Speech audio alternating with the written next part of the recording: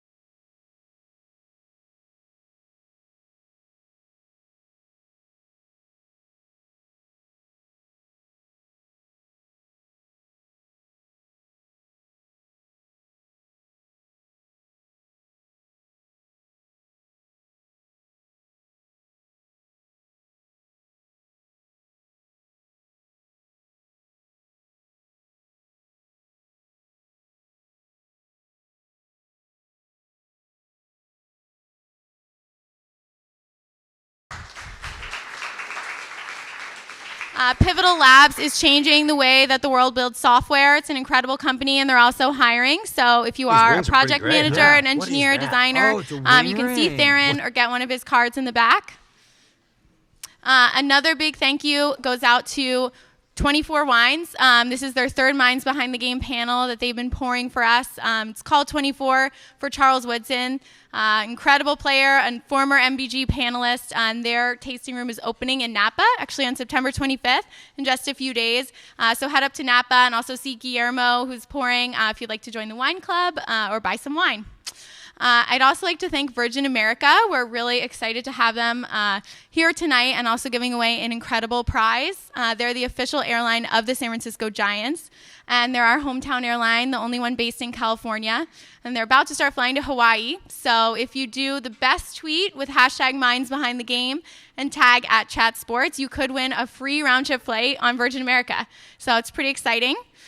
So make sure to take photos and tag them. And then a last thank you to Jawbone, who's also giving away an Up Band, incredible fitness tracker, and that'll be our second place prize for social media. So all the thank yous are out of the way. Let's kick this off. Welcome to Championship Minds. Thank you for coming. This is the 7th Minds Behind the Game, hosted by Chat Sports. We thank everyone for coming tonight. Thank you.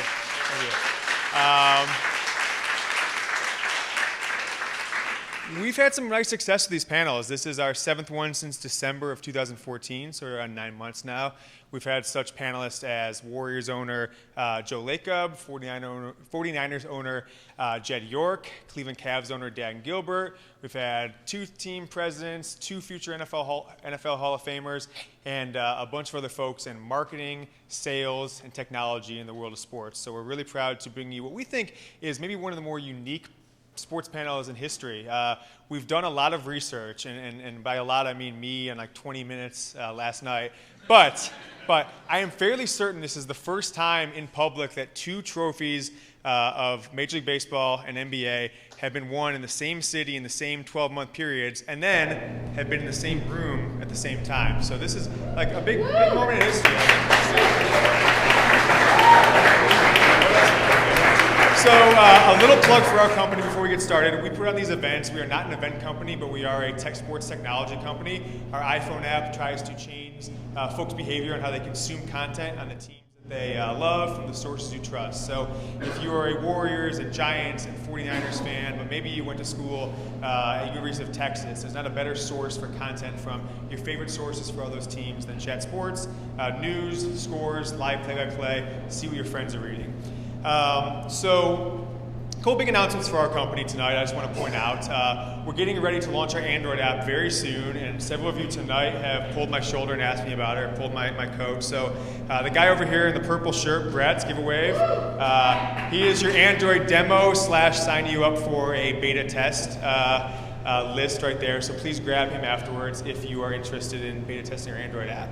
Second thing, today, officially, and tomorrow, I guess super officially, we've announced that we are partnering with Sports Illustrated across many different areas, mostly around content, both ours to them and them to us, and then also advertising and revenue. So it's a big deal for us as a startup to align ourselves with a legacy major company like Sports Illustrated. They see the value in what we're doing, so we're proud of that. So thanks to the Chat Sports team for making that happen.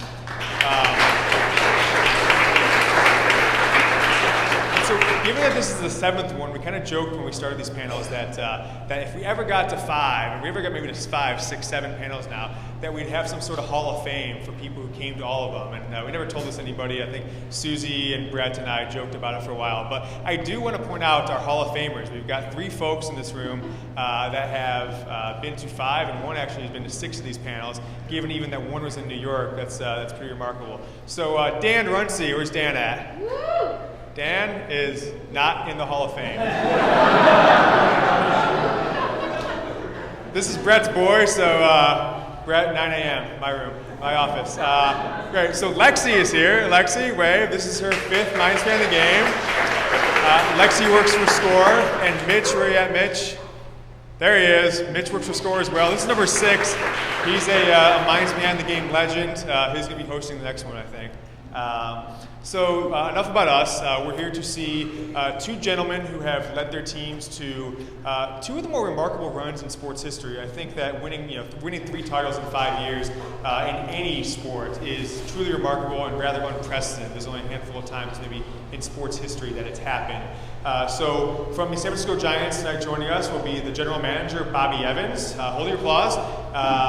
And then, a remarkable story this past year. A year and a half ago, the Warriors were knocked out in the playoffs in the first round. They decided to make a coaching change, and they come in the season, and actually Kerr, the assistant GM, sat on stage with me at our first panel the night that I think they won their 16th or the 17th straight game in December. And it was that moment, I think everybody was like, wow, these guys are really for real. And I look back at their season, and it's one of the more remarkable first-round playoff exits to champions in maybe sports history. So from the Warriors tonight will be the team president Rick, and COO, Rick Welts. So Bobby, Rick, come out and join me, please.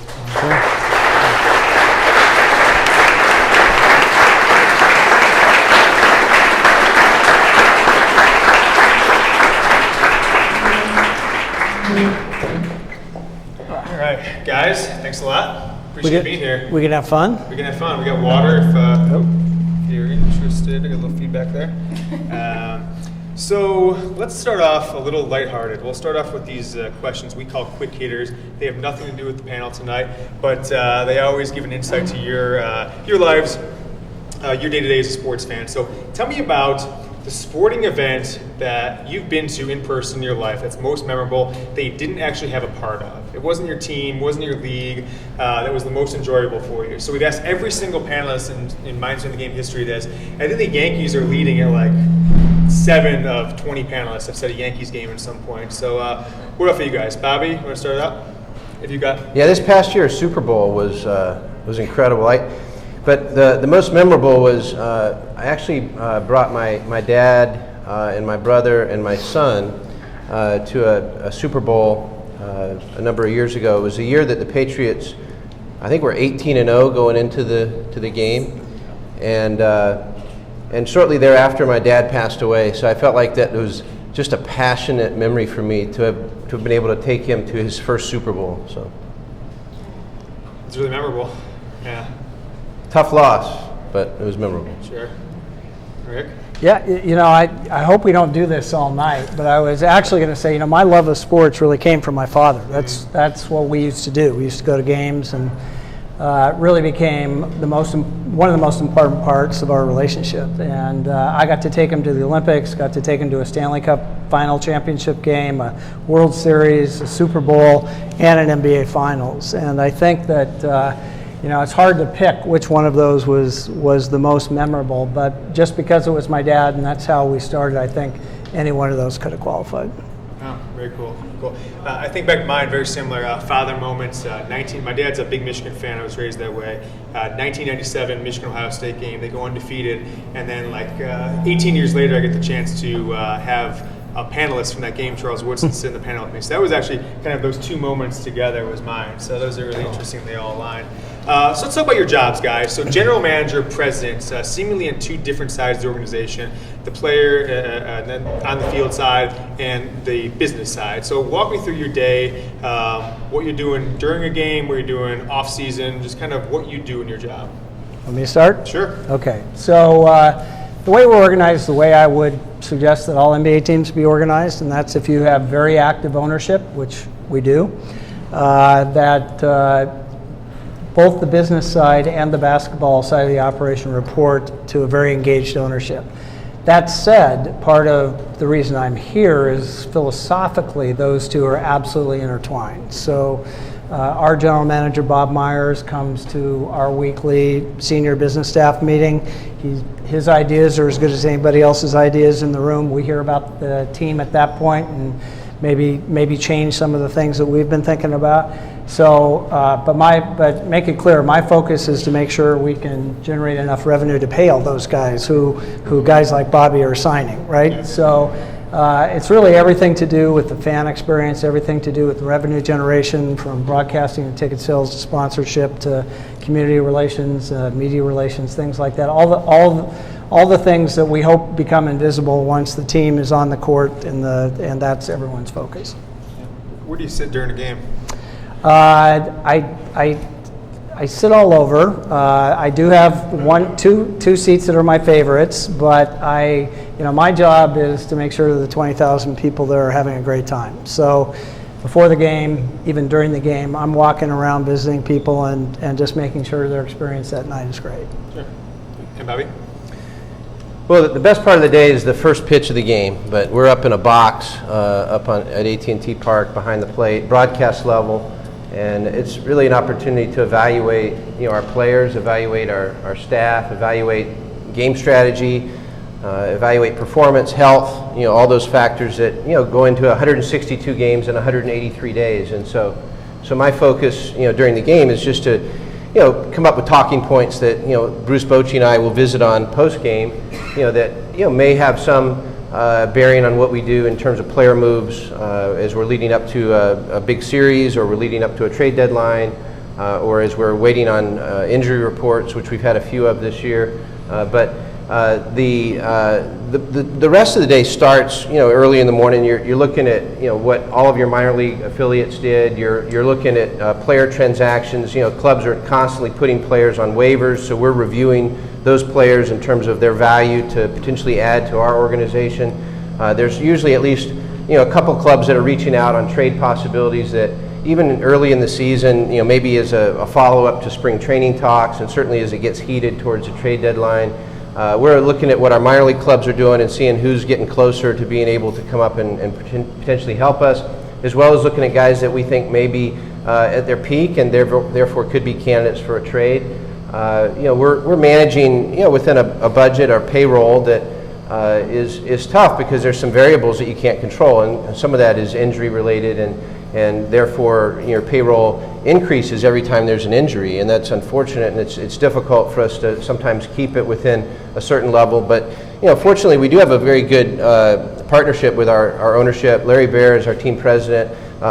Constant communication day to day. I keep him very much aware of where we are on the front relative to a given lineup change, to an injury, to a salary adjustment, or to a trade opportunity, and that communication really is key for me in terms of giving me a comfort zone in terms of how to operate day to day. Okay, very interesting. Thanks, guys. So let's talk about the recent championship series you both won. Sitting there as the GM and the president, and any time during the series, what was the oh shit moment, we're not going to win this thing for you, that maybe you've never told anybody before?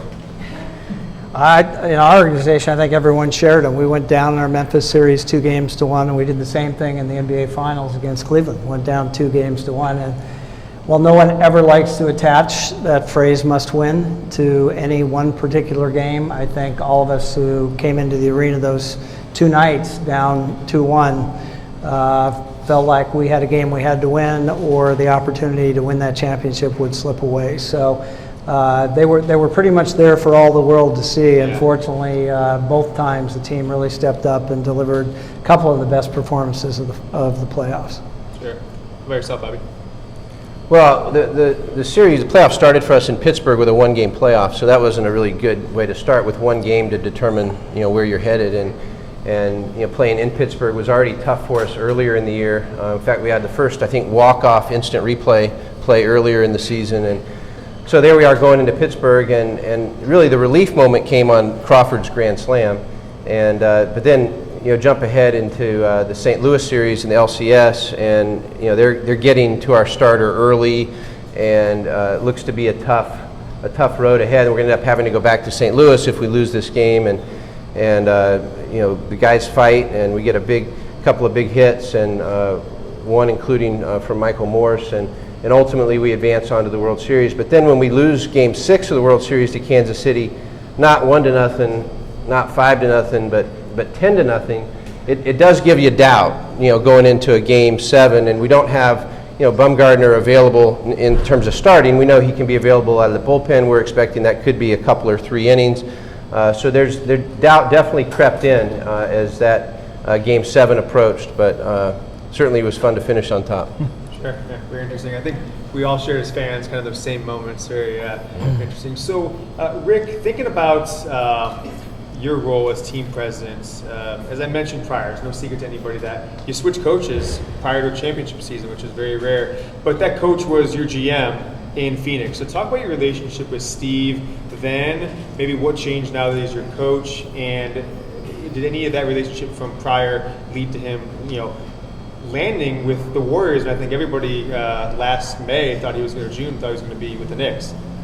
Well, that you have to kind of put your time frame back to the end of our regular season a year ago, and we were in the playoffs. We had a coach, right? The Knicks were not in the playoffs. If there are Knicks fans here, you're used to that. And therefore, Phil Jackson had the opportunity to start recruiting a new coach for the Knicks, and we didn't have that opportunity. We hadn't even made that decision that that's what we were going to do. I did have, a little insight that if we were going to make such a change at the end of the year, I had worked side by side with one of the most remarkable, forget players, forget general managers, one of the most remarkable people that I'd ever been around in Steve Kerr. For 3 years when he was general manager of the Phoenix Suns, I was president of the Phoenix Suns. And when you work that closely with somebody through some good and stressful times, you learn an awful lot about their character. And we had one little flaw in our thinking in terms of let's play this out publicly. Some guy like Monte Poole would get a hold of this story and say, okay, let's get this right. So you hired a broadcaster who'd never coached the game before, who clearly changed the culture of a losing franchise, went to the playoffs 2 years in a row. You're going to fire him. Then you're going to go out and hire an announcer who's never coached the game before and put him in charge of this team and expect a different outcome. That was a cause for concern in terms of what an initial reaction could be. I will say that I should have written Phil Jackson a thank you note, because the dialogue was not what I described. It was, oh my gosh, this guy may choose the Warriors over the New York Knicks. So that became the story, not the one I laid out that might not have been. So might have questioned our judgment just a little bit, but listen, the guy's just a remarkable human being, and everything that happened this year, I think you can't say it was expected, but it certainly didn't surprise anybody. Yeah, it's really interesting. It's kind of funny you think about, you hired, like you said, the same exact resume in theory, and one worked out. So Bobby, switching over to you, you mentioned your kind of oh crap moment was Game 6. Got crushed, up 3-2, going to KC for Game 6. You had to turn around the next night and play Game 7. Talk to me about, and everybody about, the mindset of the team. The second the team walks into the locker room, the next 20 hours before you threw out the opening pitch for Game 7 was like, from the outsider's perspective, it was a momentum swing like you couldn't believe, the opposite direction. So how did you guys flip it back in your direction? Well, first of all, you're not allowed to have any doubt or a down face around Hunter Pence in our clubhouse. And so if you do, Hunter will call you out and embarrass you. And so I think players knew that they had to keep their mind focused on what was ahead. They still had every chance to win a game, and a big game, and win the series. And so Hunter went around the room, literally around the clubhouse, grabbing every guy. I want you to envision scoring runs. I want you to envision scoring runs. And I was making sure our pitching staff wasn't envisioning run scoring, but that was Hunter's message, and around the room it went, and the clubhouse, and then Bochy came in with a great speech. I eavesdropped a little bit, and he stood up and told these guys how proud they should be of where they are and how far they've come and how significant this game is and how much it will mean to the city and how much it'll mean to their legacy, really. And of course, Hunter got up and spoke as well. And I think that from my standpoint, I felt like the team was as relaxed as they could be prior to such a big game. There's a lot of players in the clubhouse. As you know, on a 25-man roster, there's also another 5 or 6 or 7 players who are not in the game. And so I think those guys were clearly maybe the most nervous of all of them. But in the end, when the game started, it was baseball, and it was a tight game from start to finish. Okay, very cool. So let's switch it up a little bit, do another one of these quick hitters. It's Monday Night Football, and no one's watching it, so they're here with us. So, are you guys football fans? Sure. Who's your favorite team? Oh man, you're gonna kill me. Anyone have weapons? I grew up in Seattle. My first season ticket was to the Seattle Seahawks. I'm sorry. I can't change that. How about yourself, Bobby? Tom Brady is a Bay Area guy, so I'm a New England Patriots fan. So you faced each other in the Super Bowl last year, right? Funny enough. Rumor has it. So who's our Super Bowl pick this year? Let's repeat that. I like that was good. Yeah, I'd go for that too. I'd go for that too. But I don't know. Those Raiders looked pretty good yesterday, didn't they? Huh? Yeah. So they did look pretty good. So let's talk about a little bit about the building of a championship organization. So in both of your leagues, there are different styles that people take to win titles. You guys took a similar style, which was not buy your team through free agency like the Yankees. This is a fact, right? And then let's not do a big three and get 2 or 3 guys to leave. Both the teams were built from within, built over a long period of time, through the draft, through minor free agency pickups, certainly not superstars or a group of superstars. So why do you think you clearly do think it's a better route, but for both of you, is that the better route to take for an organization, or should teams be going the Miami Marlins or the Yankees or the Heat route? The master, he should speak. Well, I mean, first of all, it's more sustainable. In terms of dependence upon one key piece that costs, maybe 20% of your payroll is a challenge in and of itself. So I think that it's more sustainable if you can develop from within. It doesn't change our interest on the free agent market in terms of big names and guys that can come in and make an impact, but.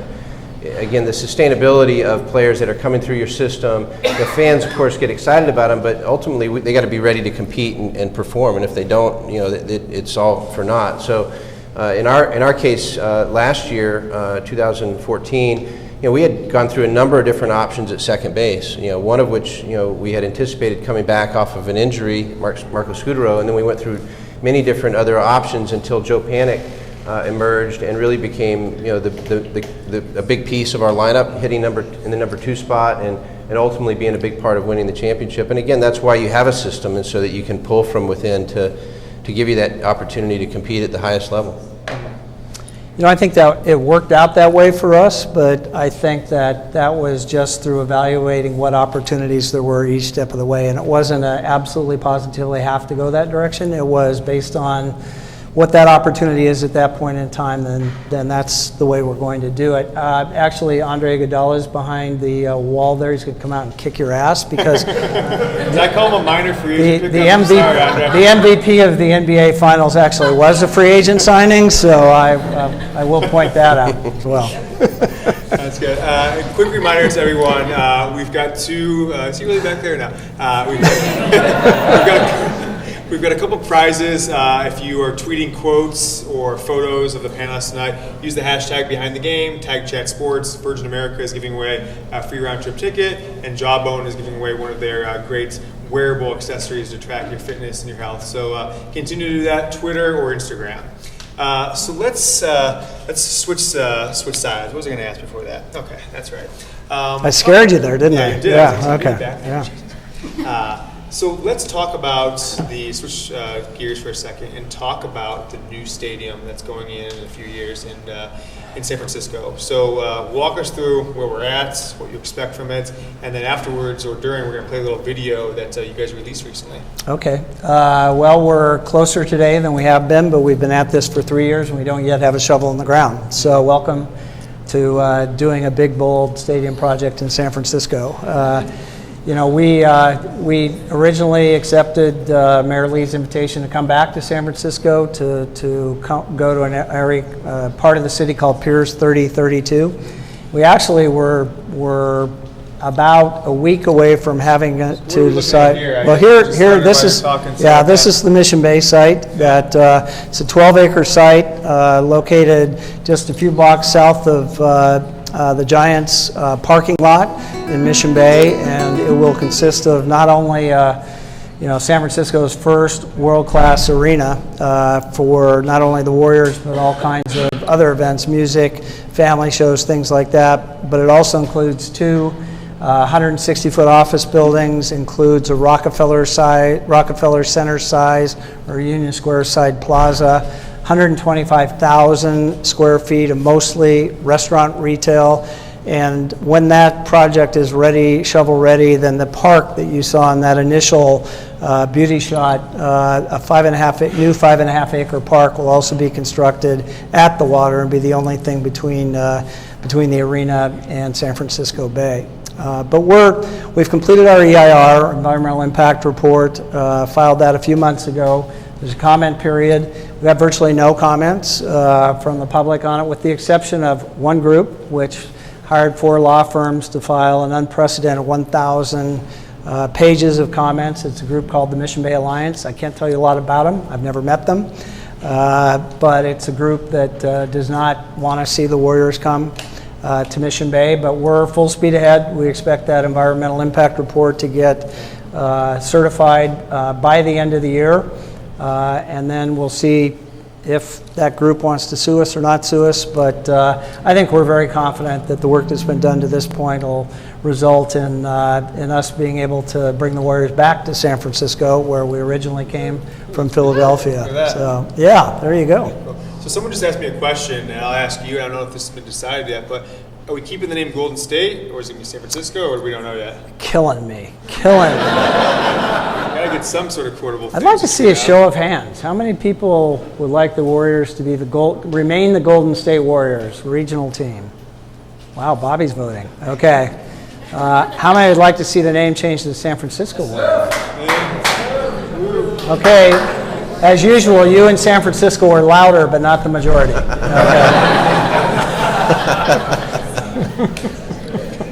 It's funny. We've got. I've got a minor joke. So my wife and I sitting in the front row. We're from Ohio, and you don't know a lot about California when you're from Ohio. You just don't.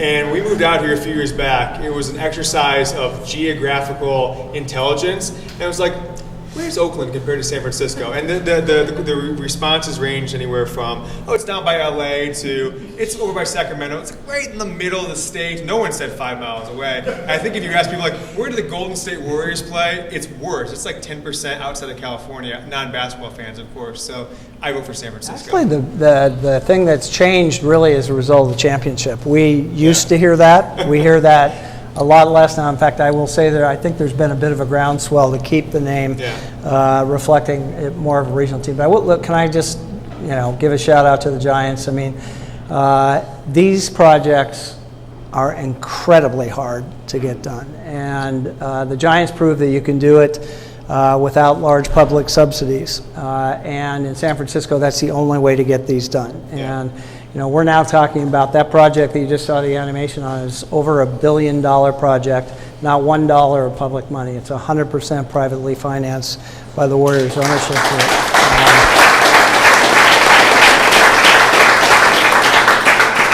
Joe Lacob and Peter Guber do not applaud when I say that. But it's the only way to get it done here. And the Giants really created the blueprint and how to get it done, and we're hope to be almost as successful as they have in getting this project done. Sure. Bobby, you go and water all the drinks over here. Do you want one of these bad boys? Sure. There Thanks. Cool. So, Bobby, I'll let you take a sip there briefly, but while you do that, I will ask you this. So you guys have won 3 titles. Rick won. We're going to go for 2 this year. So what changes in a franchise after championship number 1, and what maybe advice can you give Rick to take forward to the season? Yeah, I mean, the winning culture, has become an expectation, and that's a good expectation. When you're in a franchise, in a competitive sports environment, you want to have a winning culture, and I think, winning breeds winners, and then, players want to be a part of that. And I think that as we've developed in our minor league system, we want to teach them to win. Development is why your minor league system is there, but we want to help them see the benefits of being in a winning environment, so when they get to the big leagues, they're expecting to win as well.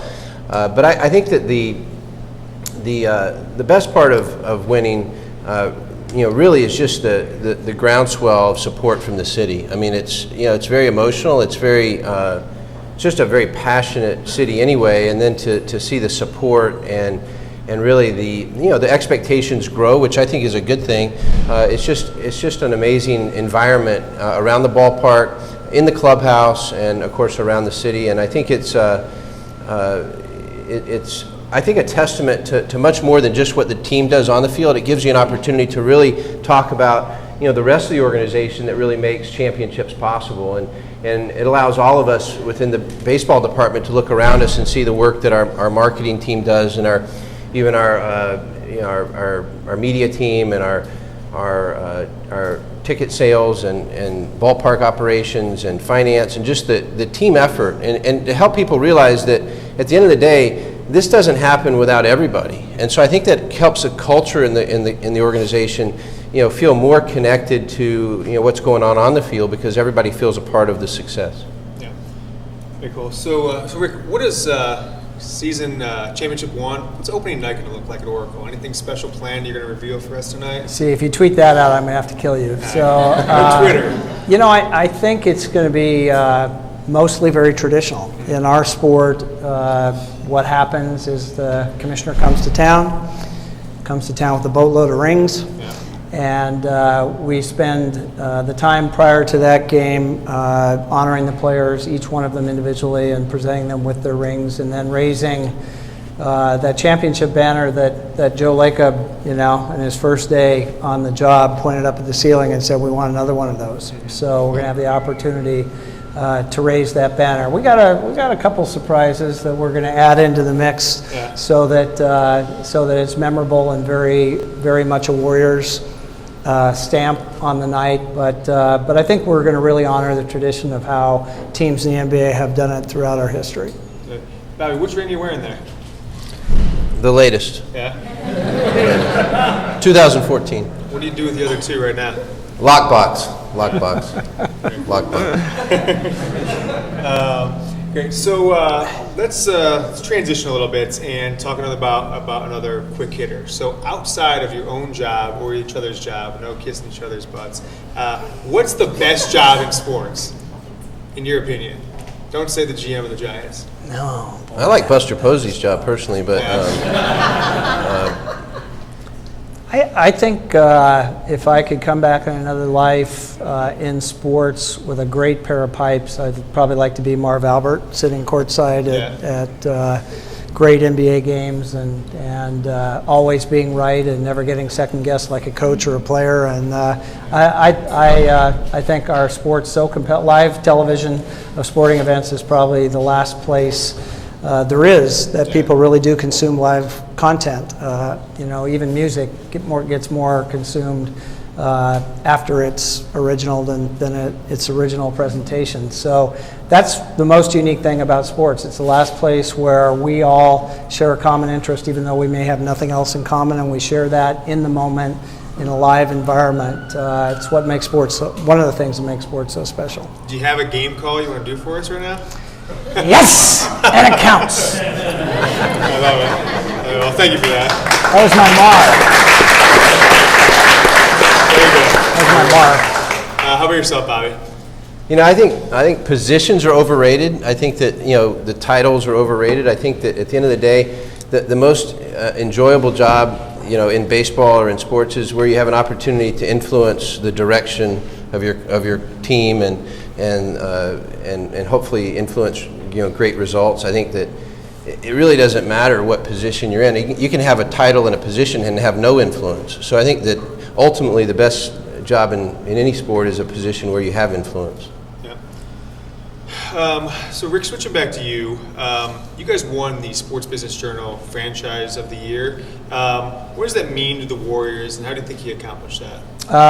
It really meant a lot. I've got a couple of our members of our senior management team here. We all went to New York together. We had a chance to sit down with the then very recently retired NBA commissioner David Stern to talk with him about the history of the league and where we found ourselves at that moment in time. And it's just we every day as part of our senior team get to represent an amazing group of 200 people who come to work every day trying to do their best and create something really special for our fans. And You know, it was a wonderful acknowledgement for the organization that I think we were proud to share with the whole company. Cool, very cool. And Bobby, thinking about this past year's title, can you point to a draft pick, a move, a trade, or a single player you acquired through free agency that could have been the difference in a championship versus if you didn't make that move? And then kind of walk back in time of why you made that, what was going through your mind at the time. Well, I mean, in terms of free agency, we didn't do a ton of work in free agency. I think that I look back at the draft, where you drafted Madison Bumgarner, and of course many of us talked about putting his name on our ring because of how much he meant to that championship. But in terms of your question relative to free agents, there was a trade, mid-season where we acquired Jake Peavy, who at the time was 1-9 and pitching, rather humbly for the Red Sox and not doing well. And he came over and was a difference maker on our staff in the way he finished the season. But I mean, just a little off-season signing, a one-year deal with some incentives during the winter meetings was Michael Morse.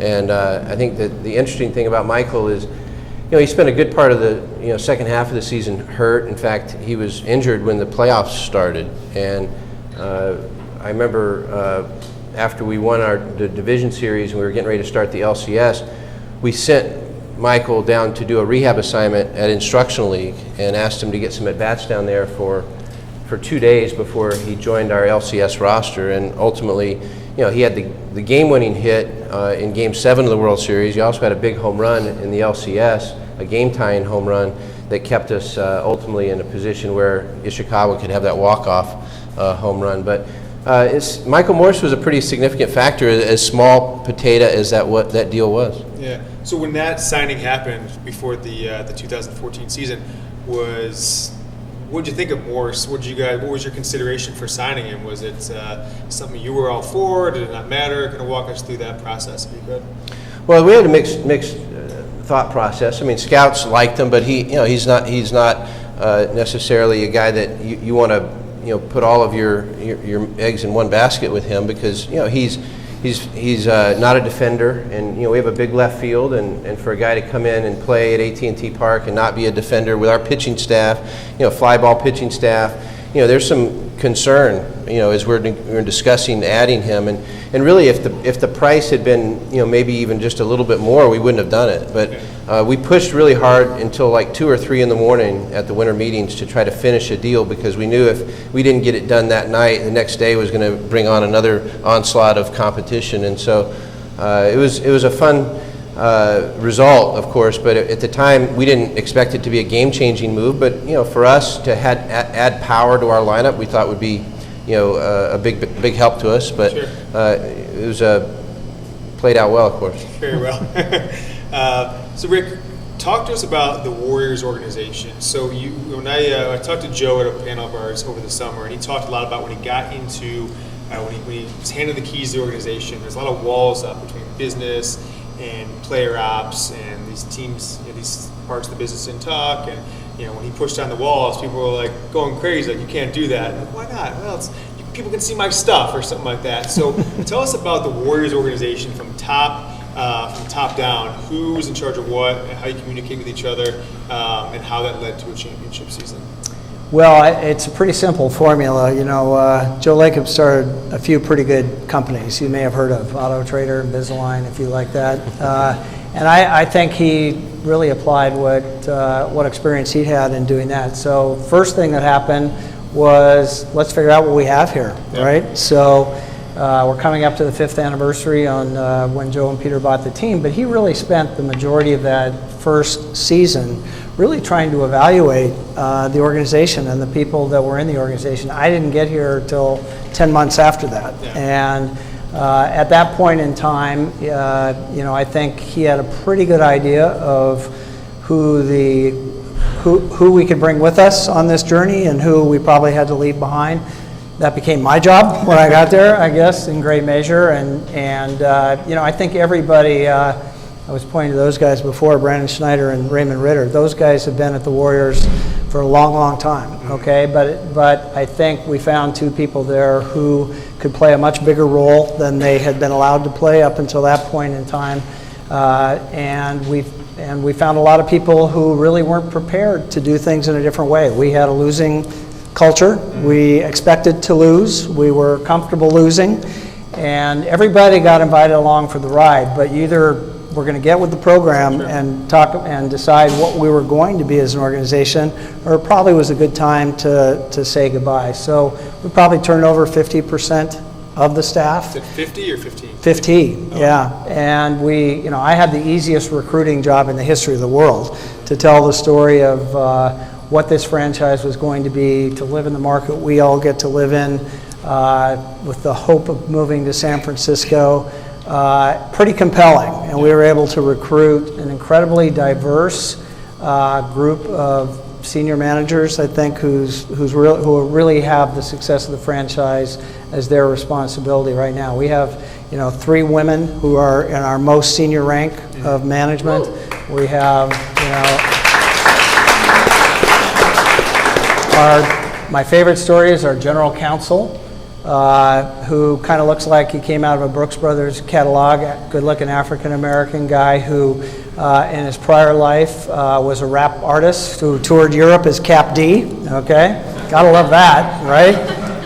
And it goes on and on and on. But I think we've got people who are all motivated by the goal that these guys have achieved 3 times that we were able to achieve last year, and right now it's working pretty well. Yeah, great. So, Bobby, your role changed this past offseason, and Brian moved into a different role. You took his role. So what's the dynamic of the Giants organization pre and post that move, and what, if anything, has changed in your role? Well, I think that for me, to go from working for Brian in the last 20 years to now serving as general manager, I think that for me it was very special for Brian to tell me that he felt like this was my time and this is the opportunity that you're ready for, and to start making decisions that for many years I tried to get as much input to Brian as I could so he could make those decisions.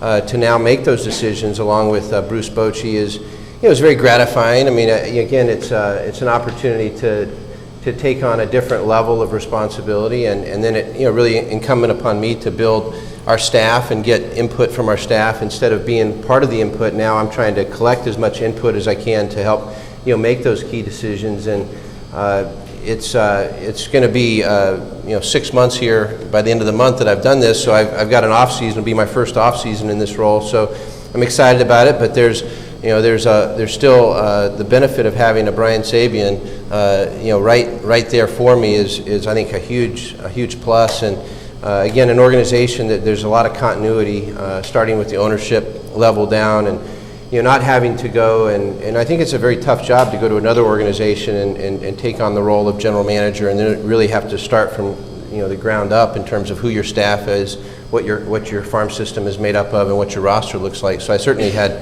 a much easier start to the role. If there was a Moneyball movie about the Giants, who would play you?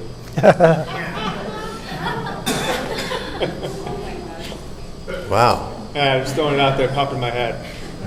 Wow, I don't know. That's a great question. Anybody that wants to. I mean, yes. Tom Hanks would be good for me. I'm good with that.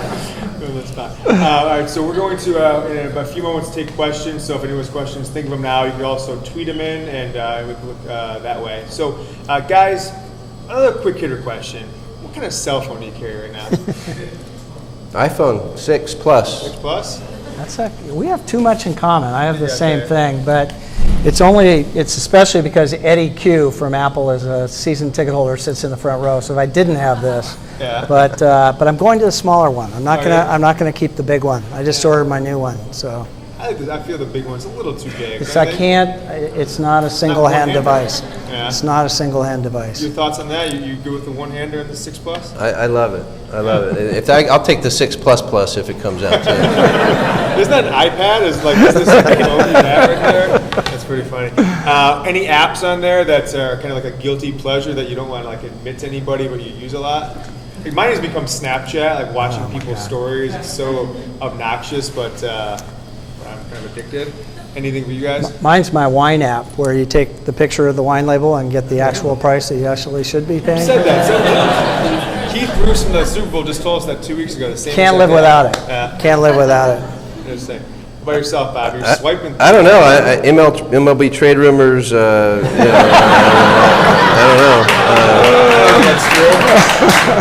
The San Francisco Little League app. I use that. For scouting? A little parenting in there too. So. Yeah, you can never scout too early. All right, so just a couple more questions before we take questions from the audience. So, you guys are moving arenas. 2 seasons left for 3. Remind me.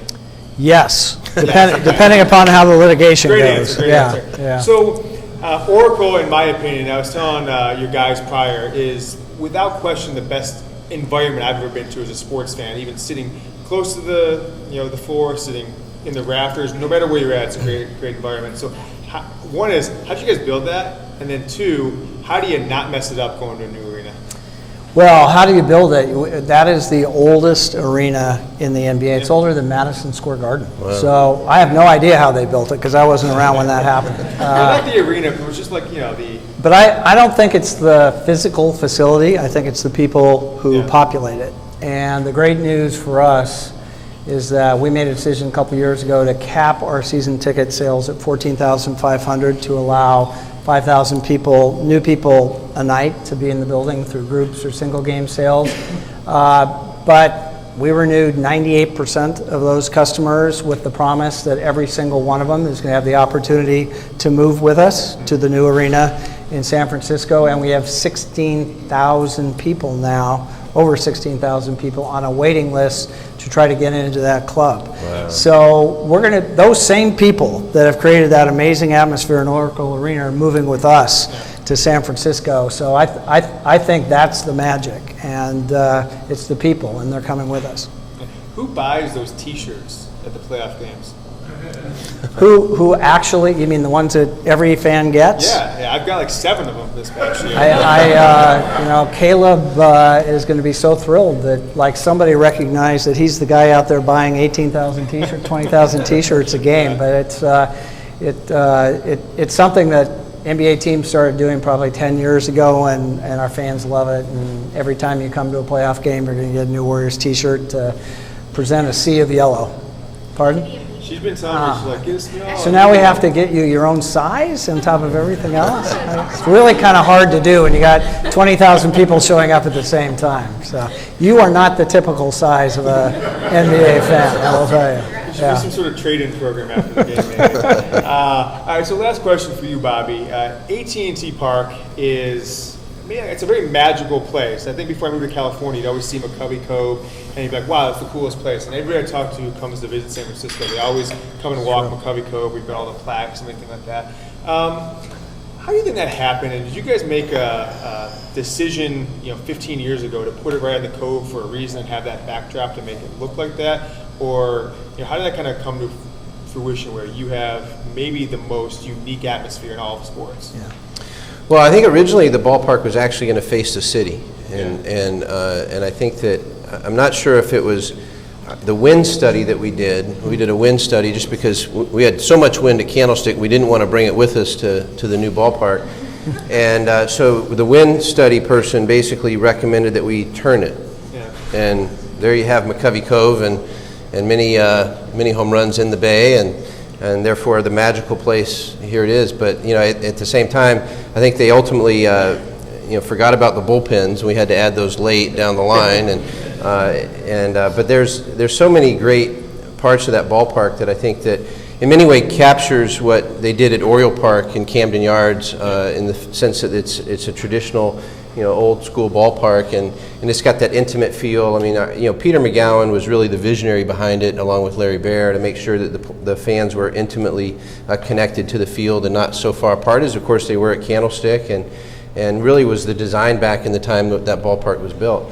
And so it's really a product of the small piece of land that we're on, and therefore, the wall had to go up higher, which required a variance from Major League Baseball in order to have a short porch of 308 down the right field line. That was a variance requirement, and again, Peter really wanted he loves triples, and so that's why we have Triples Alley, because Peter McGowan loved to see triples, and so fortunately we get quite a few of those. Yeah. Great. That's so we can thank Wynn for AT&T Park That's existing right. in its current That's form. right. Okay. So I said that was the last question, but another one that I wanted to ask. So we see what players do when you win championships. You spray champagne, you end up at the club till 4 a.m., you have a lot of fun, right? What is a GM? What is a team president? What do you do when you win? What does your next 24 hours look like? You win a title. Well, Brian has a personal champagne person in the clubhouse. Jeremy Affeldt always seeks out Brian after every division winner, LCS winner, World Series winner. Jeremy Affeldt would always seek out Brian. And in my case, I carry my kids around as much as possible so that there's no champagne on me whatsoever. But my kids love to get wet, so we each get water bottles and we go out on the field and we just throw them at each other and get soaked and really enjoy the family moment. I think, in fact, when we won in 2010, I thought my kids were going to be more excited. That my oldest at the time was 6, and he had really gotten into baseball, and so when of course we won, and I turned to him and said, "Hey, we just won the World Series." The first words out of his mouth were, "I'm hungry," and so while everybody's celebrating that we just won the World Series, the clubhouse is packed and there's champagne everywhere. I'm walking from Bochy's office through the carpet-soaked champagne floor to the dining room to get him something to eat. He promptly spills some of the rice on Bochy's floor, and I feel badly. And then the party goes outside because the Texas Rangers clubhouse wasn't big enough, so all the players are out on the field. And so I turn to my kids and I'm like, "Hey, they're going outside. Let's go." And my little girl, she's 3. She says, "I want ice cream." And so I go back into the dining room and pull out ice cream and make sure my kids. And I'm sitting there, and then I realized that I sent my wife out to the field, and so I finally get my kids to go out there with me, and as I'm walking out onto the field, I see my wife's purse sitting on the bench in the dugout, and I don't know where she is, but I'm like, my life savings is in that purse, and so I stay as close to the dugout as I can, just dreaming of what it would be like to celebrate, just so I don't have to ultimately change all my credit cards. So There's no thought of just like wearing a purse? No, I didn't want to do that. I did think about it. I did think about carrying the purse, but I thought that would be awkward. That's good. That's very funny. And Rick, how about yourself? Did you hit the glorious nightclubs of Cleveland? We had it was a night none of us will ever forget. We had a little room right across the hallway from the players' locker room, and I think we all wanted to be Steph Curry too, so there was a lot of champagne spraying going on in our owner's room. We all had opportunities that night to, even though we were drenched with champagne, have our pictures taken with the trophy. Being on the road, we had all the families of all the players, a good number of our staff, and there was a Morton's restaurant that was adjacent to the hotel and the arena in Cleveland, and I think the party must have started about, I don't know when, midnight, 1 o'clock. I left about 4:30. It was still going strong, but Morton's? At Morton. Well, it was only for us. It was closed for us that night. But to be able to celebrate with so many of the people that shared the experience, it was actually great to win on the road because we really had that experience of sharing that evening and that moment together. Great. And Riley Curry, did she celebrate with you guys? I think her agent had her booked on the Tonight Show. She's got a young challenger. I don't know if you've seen her little sister, but it's going to be really interesting to see how the rivalry develops over the course of the next few years. That's great. Well, thanks so much, guys. We're going to take a few questions from the audience. I'm going to start it off by talking about ones we got from Twitter. All right, so we've got one from Wilson Lee. I saw that guy. There he is with a question. So Can we ask the guys, are winners born or are they made? Wow. Controversial. Wow. You're the talent guy. Wow. You know, I think that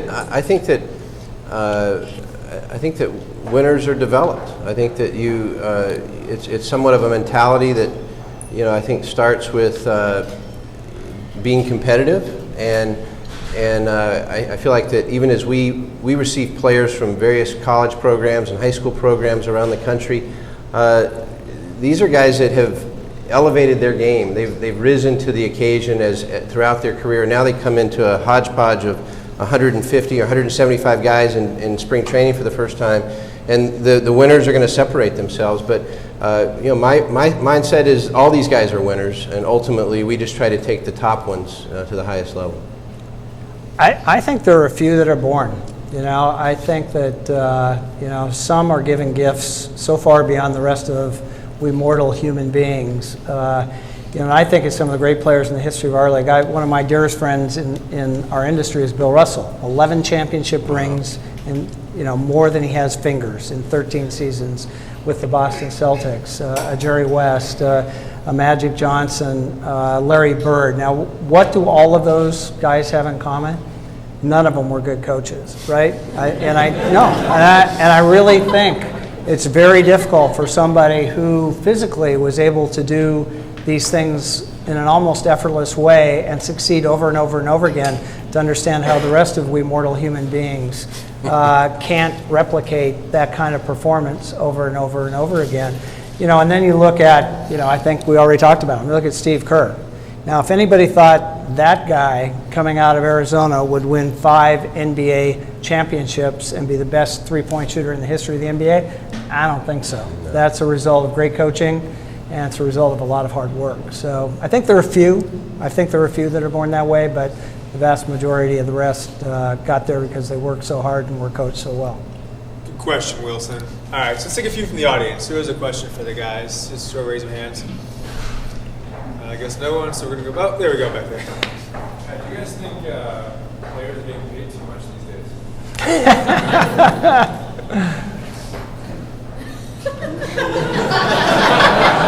I think that in the free agent market, you're overpaying to a certain extent just to acquire him versus somebody else, because the market generates a competitive element, and so invariably with major league free agents, you're oftentimes prepared to offer that extra year or that extra increase per year that in terms of a business decision may not be the best investment, but you want to get those first 3 years, and so you do tend to overpay just so that you can. The alternative is to not have that player at all. But I think that baseball. The baseball model really is to try to balance your revenue with your costs, and I think that as you look at the players' unions around all the sports leagues, they want their share of that, and in many ways, that balance exists sometimes better in one league over another, and as those deals get reevaluated and redone. In fact, we're going to be going through the collective bargaining process again at the end of 2016, but. I mean, these guys, as we see, they're sacrificing so much, and to determine what their value is versus what the Hollywood stars are getting, or versus what corporate executives are getting. I mean, I wouldn't be smart enough to answer that question, but I will say that in many ways there is a balance between revenue and cost. And ours is formulaic. I mean, the time to decide how much is the right amount is when you're negotiating a collective bargaining agreement with the players. To complain about it after the fact when that bargaining agreement is in place seems a little futile to me.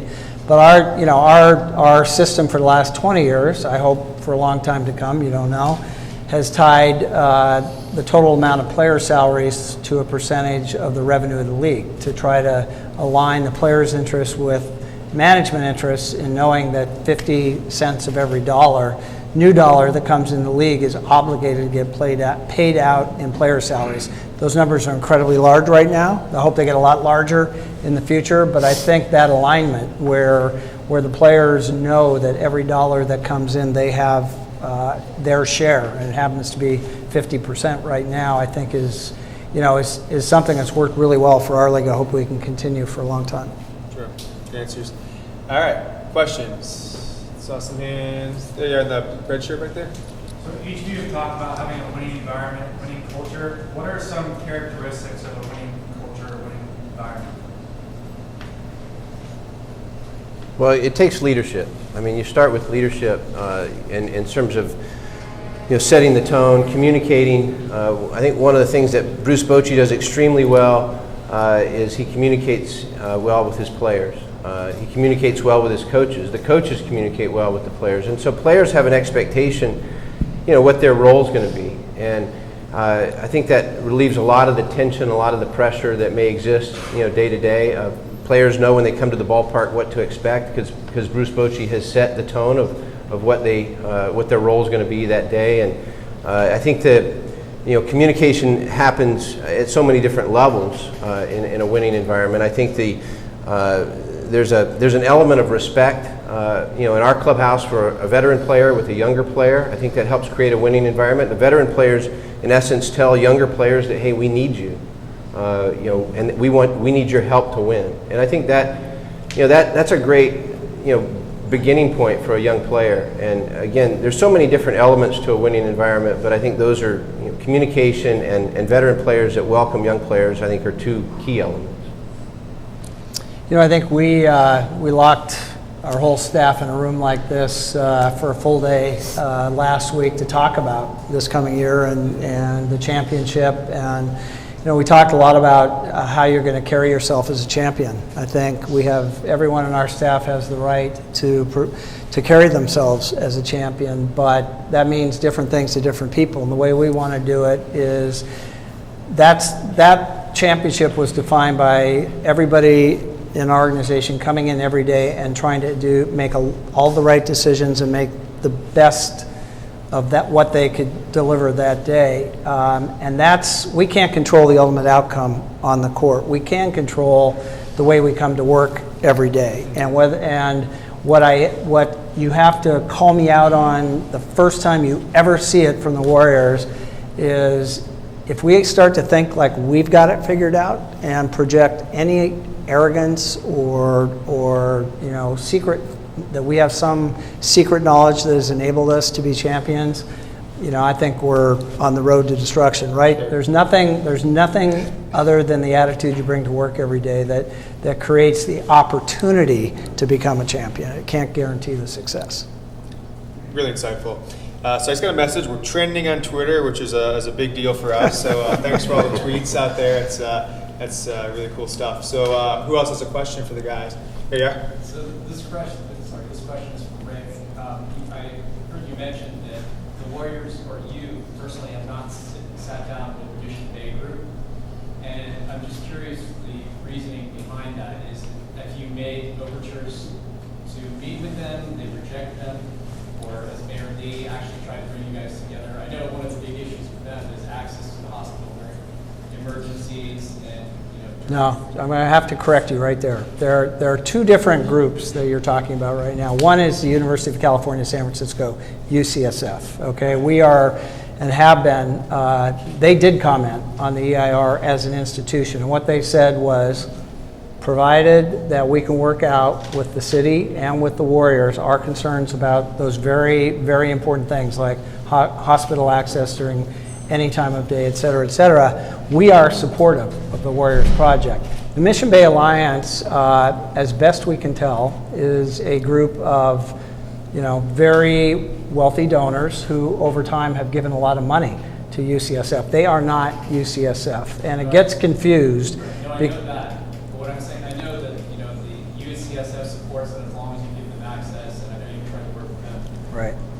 But directing it more towards the Mission Bay Alliance, has there been any overtures to sit down and work with them through their issues, or do you think they're just a litigious group that wants to oppose it at all costs? I know what I read in the paper. They're going to litigate till the cows come home. They have chosen not to identify who the members of the Mission Bay Alliance are, nor their source of funding. That's legal to do in San Francisco. You don't have to disclose who you are or how you're funded. They've chosen not to do that. So we're just going about our business. We're just every day trying to take one more step to get closer to where we are. What they do is out of my control, so we're not going to worry about that. And you know, to date, they've chosen not to really disclose and be public about who they are and what they're doing. I support the rate 100%. It's just, you know, it seems like through collaboration, maybe there could be something, or maybe getting Mayor Lee involved. Well, Mayor Lee's involved every day. I talked to Mayor Lee today, okay? We have there is a process in place, okay? The Mission Bay Alliance is not part of that process yet, right? So we have for 3 years gone through every step of the official process, not skipped a step, not tried to go around a step. So that we are 100% engaged in the process, and you know, the mayor's office has been unbelievably supportive, and we're going to get it done, you know. And Good question. we will. Bobby, we got a question from you coming in from Twitter. So you've been a staple of attendance the Giants have. Every game I go to, they're packed. In a league that sometimes struggles, you see ballparks with 40, 50% attendance missing at a given game. So what do you guys do other than winning that has helped you guys keep attendance high? And this question comes from, looks like it's our Hall of Famer, Mitch. Ain't crowd over there? Look at him. All right. Yeah, I give a lot of credit to, you know, one is the environment. I mean, the environment's incredible. I think our staff that builds the enthusiasm, you know, between innings and pregame, and you know, the whole overall environment, the food options, the atmosphere, the ballpark itself. I think that draws a lot of fans. But I think that the credit that doesn't get mentioned a lot is really the people behind the scenes that have developed such a strong relationship with our season ticket base. And I think that was partly learned during, I think, the days at Candlestick, where, you know, we needed the loyalty of our fan base to come with us to the new ballpark. And I think that, you know, Larry personifies that in terms of how he believes in the value of the season ticket holder, the voice of the season ticket holder, the feedback that we get from season ticket holders, the fringe benefits that season ticket holders get in terms of other events, or in terms of making sure that, you know, there's a communication level that keeps them as a priority piece to this. I mean, we do have 28 some odd thousand season ticket holders, and that plays a huge role in filling the ballpark. Okay, thanks for that. Good question, Mitch. One last question. Human, go ahead. So as technology becomes more prevalent in Major League Sports, is there anything that you guys are seeing right now that's exciting to you, whether it be player development, in-home, at stadium experience, things like that? I mean, is there anything you guys are excited about from a technology perspective? Well, from I just asked him that question. You know, what do you see in baseball that's exciting you? Well, I think that from a fan perspective, it's going to be interesting to see how the relationship develops between baseball's broadcast systems through MLB.com. I think that there's some exciting elements of allowing, you know, the visibility of games around the country and out of area, and in even within market, you know, giant games on your iPad. I think there's some exciting developments there. I think from a player development and a player evaluation standpoint, the data is just coming in droves. I mean, and it's really a challenge just to try to digest all that data and get it into a form that you can use it. And that's really the biggest challenge we have. I mean, there's so many sources, and sometimes, you know, duplicate efforts from, you know, to accomplish the same thing, but from different companies. And it's really evaluating those companies and really trying to determine what you can bring into your ballpark or bring into the league. And MLB is evaluating that to try to make sure that clubs are making good decisions. But ultimately, all clubs individually have to figure out how to digest that data. You know, I think there's two different sides of that. One is our fielding our team and trying to make it the best we can. Everything, I would echo everything that Bobby said on that. The one thing I might add to that is I think we're both probably excited about wearable technology and the biometrics that we can get from that. Now, what role eventually that plays in what we're allowed to use, shouldn't be allowed to use, how we use that, It's going to be really interesting to see how that plays out over the next several years. But then I think, from my standpoint, the consumer-facing side of it is really fascinating, right? We have 2 companies right now in the fantasy sports space that no one had ever heard of 3 years ago, right? Who own huge businesses based on how we use the data collected from games as an entertainment aspect and to bring fans closer to our games. So I think that's what's really going to be interesting. How do we take all this data that we are collecting, distill it in a form that people can digest in a way that enhances their enjoyment of the game and doesn't kind of overwhelm them. Are you playing daily fantasy? No, I've never played daily fantasy. How'd your team do last night? Well, I don't play daily fantasy, Okay. but I got beat in fantasy by our designer, Arnold, the guy taking the photos. So props to him. Good job this week, Arn.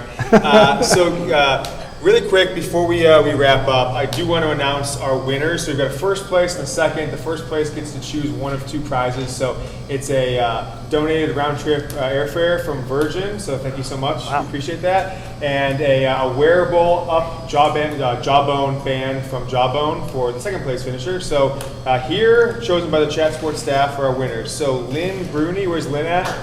There you go, Lynn. So Lynn says...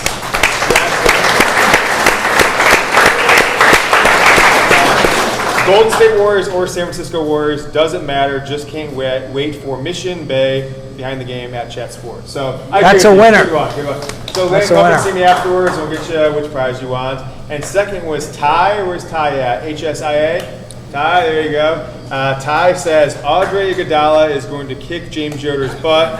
Minor free agency pickup, hashtag behind the game. Pretty funny. I feel like he's here, but come see me afterwards and we'll get you the prize. So appreciate that. So a couple things before we go. I hear Dan Runcie missed his Hall of Fame shout out. He's in the crowd. Dan, way to be late. Congratulations. Good call. But thanks for the continued support. This is Minds on the Game number 5 for you. So afterwards, we are going to leave the bar open back there. So please stick around for a drink or 2. Continue the conversations you had prior to the event. If you want to talk about being involved in the future Minds in the Game, you want to get first access to our Android app, come see any of our staff. So we've got Brett, myself, Susie, we've got Arnold over there, Tom, Justin around here somewhere in the back. Throw your hands up, guys. Really thanks to our staff for helping put these events on. We'll do a round of applause afterwards for you guys, but from my heart to you, thanks for helping with tonight. And then, gentlemen, Bobby, Rick, this is really great. Thank you. Thanks so much, and let's win another one sometime soon. We'll do another one of these. All right? Thank you. All right, thanks.